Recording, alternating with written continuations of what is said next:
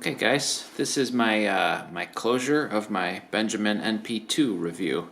My particular model is the Summit, and I've got it in 22 with the plastic stock. I don't think the Summit was available with a wood stock. So there she is. Over the months that I've had this, I upgraded the trigger. I put in an SLT kit that I bought on eBay. That improved things a lot. So the trigger is acceptable now. It's not great, but it's okay to good. So the stock trigger was terrible, so if you're not willing to do some trigger work on your own, then you might want to consider that. Okay, the scope. It came with a 4x32 center point scope. I tried a couple other scopes. I tried a UTG 4 to 14 by 40 and a Bugbuster 6 by 32, and I finally settled on the UTG 4 to 14 by what the hell is it? 4 to 14 by 44 SWAT with the 30 millimeter tube. This is actually a really nice scope, maybe the best value in under $150 scope.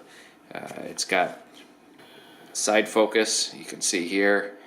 The turrets click a little better, a little more consistently, a little more crisply than the cheaper leapers. And it's got this push button light system. It's kind of a little gimmicky in that you can have the green and the red going in different combinations for all kinds of different colors. You don't really need that. All you really need is red. Anyway, that scope, my point is that scope is a big improvement. It allows the rifle to become more accurate because you have a clearer picture. You can zoom in enough to get enough resolution to take advantage of the accuracy that the gun has. And also with the 30 millimeter tube, you have more room for adjustment, which helps make up for the fact that the scope rails and the barrel alignment are not always perfect on these. So that additional range of adjustment kind of helps. Moving down to the end here, we can see the shroud, the barrel shroud. The newest ones now have this big funky triangular one.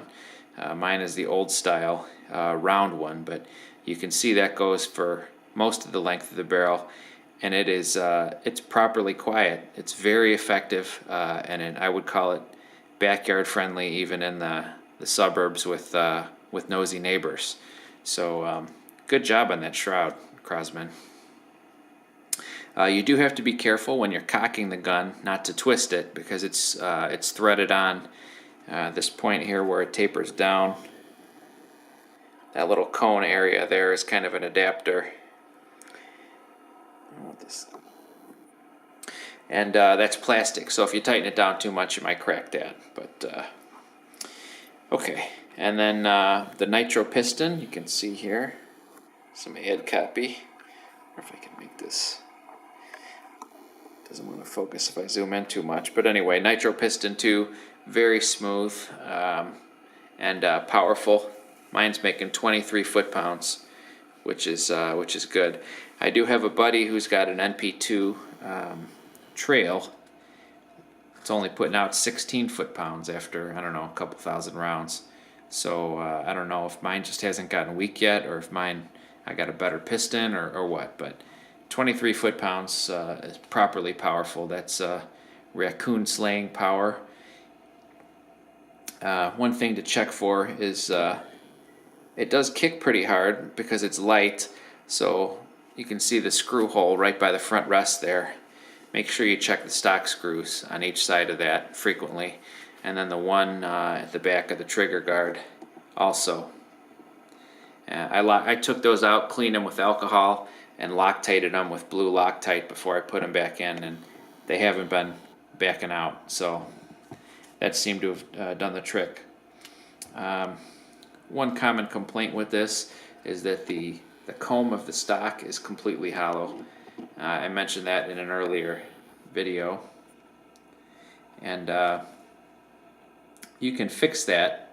You can put it plumber's putty or duct seal or whatever stick something in there. I filled it up with lead pellets, but they were kind of shifting around all the time, so I dumped them back out, but I didn't bother to refill it again. That's kind of another advantage of this 4 to 14 by 44 SWAT scope, is that it's, oops, take this thing. It's heavier than the stock 4 to 32 or 4 by 32, and so that extra weight adds some stability to it, which makes it less hold sensitive. The best pellets, the good old C-pums. I don't know if I should say best, but they're capable of the tightest groups, but they also tend to throw a flyer for no reason once in a while. So if you want the tightest group and you want them to be cheap, and you're willing to shoot multiple groups to get it, then these are the way to go. If you're hunting and it's going to be some kind of a critical mission, you want to consider something else in the same weight range. JSB makes a nice 14.3. H&N's Field Target Trophy is 14.7. Very good pellets, both of them. More consistent than the Crosman. Not quite capable of as tight of groups, but they don't give you these odd flyers for no reason. Okay, one thing about this, and this is kind of weird to talk too much about this, but the safety. You can see it's pushed forward now. There's that little lever in front of the trigger. I like that because you click it off and it stays off. It doesn't reset itself every time you cock it. It's not really trying to mommy you into using it all the time. You click it off, it stays off. You put it on, it stays on. I kind of like that. The Picatinny rail built onto the compression tube. That's a nice touch. You don't have to jump through all kinds of hoops to get a scope mount that's going to stay put, like you do with the German guns. You know, the German Magnum guns still have that dinky little 11mm dovetail rail, and you have to get a one-piece mount that clamps the hell out of it in order for a scope to stay put. And this is shown here just with the cheap UTG rings that came with the scope, and you notice the bottom there's only one screw. That's all it needs, because there's the housing for that screw goes between the notches in the rail, so it stays put. Of course, use Loctite on those and on the ring screws too. And then overall, this is kind of one thing I like about it that I didn't expect was that it's pretty easy to shoot offhand because it's not too heavy. It is kind of hold sensitive, so when you switch from shooting from a bench, even if you're supporting the forend in your hand or off of a sandbag, to seated field target position to standing, the point of impact changes because it's so light and it's so powerful. So if you're going to use it for critters or anything, make sure you zero from the position and the hold that you're going to use when you're taking a shot at the offending pest. I'll show you a target here in a second. Anyway, not too heavy to shoot offhand, which is nice. Here's a target that I just shot before I did this wrap up. You can freeze the frame now and take a look at it, but this is a bench rest group. You know, kind of loose to my shoulder and just rested on my open hand. This is with the C-pum pellets, 14 yards. These two groups, this one and this one, are from the seated field target position. So I got .58 was the best I did. Just might have been able to do a little better with better pellets, but I don't know. I'm not going to blame the pellets. And then the rest of these were shot standing offhand. Again, 14 yards. So if you practice and you do your part, it does okay. That's .82 inches, I think, was my best one out of 1, 2, 3, 4, 5. Now this one is .64 inches. So, you know, 15 yards, that's enough to hit a raccoon right in the head. Figure best cases at double the range, maybe 30 yards. Double that, maybe you're looking at about 1.5 inches. But that's, you know, that's your best group. So we take this .39 inch, double the range, call it I don't know, this would be just about 0.8 inches. Tends to be a little looser than that. So call it a 1-inch group at 30 yards, and that's a reasonable backyard range.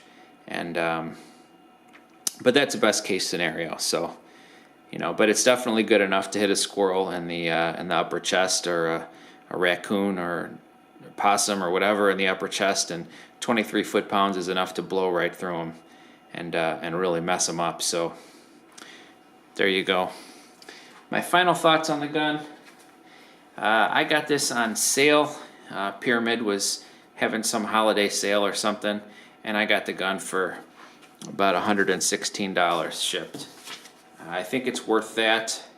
I don't think I would consider it worth full price. Full price is closer to $200, I think.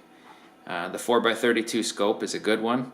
It doesn't have mil dots, but it's nice and clear and bright, and it doesn't have adjustable objective, but at 15 yards the target's reasonably sharp. So the scope is not a throwaway. It's just that you're not going to get your best results out of this gun with that.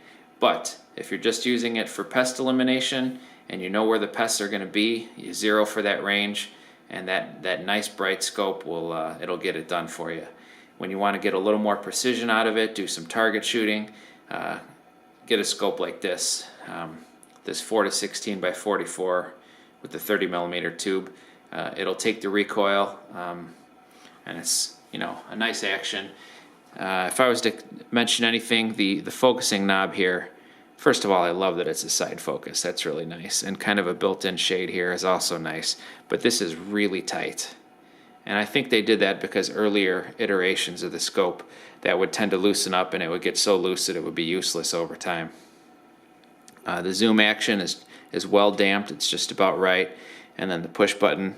The older ones used to have the light control was here and the focus was on the front. This is better. You know, you just have push buttons here. Anyway, great scope. Not too expensive of an upgrade. So if you got to stretch a little bit to afford the gun with the stock scope, you know, shoot that for a while. Don't worry about it. And when you recover a little bit, then get that 4-14 by 44. It's a pretty nice scope. So at $116, maybe up to $150, it's a good buy. More than that, and I think I would rather have a used German gun, even if it's a little less powerful. So all in all, I think it was a good buy. The stock trigger was terrible. The stock scope is humble but functional and bright. It's broken in nicely. It gives me reasonable accuracy. Again, it's not going to keep up with the European guns once they're broken in, but you know, it's reasonable pest slaying accuracy for the backyard. And one area where it does jump ahead of the European guns is that built-in shrouded barrel is very effective and quiet, and that was one of the reasons that I bought this instead of something like a used Diana 350 Magnum. That's going to make a heck of a lot of noise compared to this. This is just kind of a low-key muffled pop. If you just take one shot, even if your neighbors are in their yard, they're going to wonder what that was, but they're not going to, you know, freak out or anything. So, not a bad little rifle. I guess I would give it about I don't know, 7 out of 10, 6.5, something like that. And thanks for watching. Let me know down below if you have any questions. And I think I'm going to keep this one. It's just a lot of fun. I have some higher end PCP guns, and I have a higher end Springer too. But this is just, I don't know. There's just something special about a break barrel, you know. It's just kind of low key, easy to use, fun, relaxing. So I would buy it again. $116, $150, I would buy it again, and spend another $120 or so, whatever that scope is. So for, I don't know, $250, it's a pretty nice gun. Catch you next time.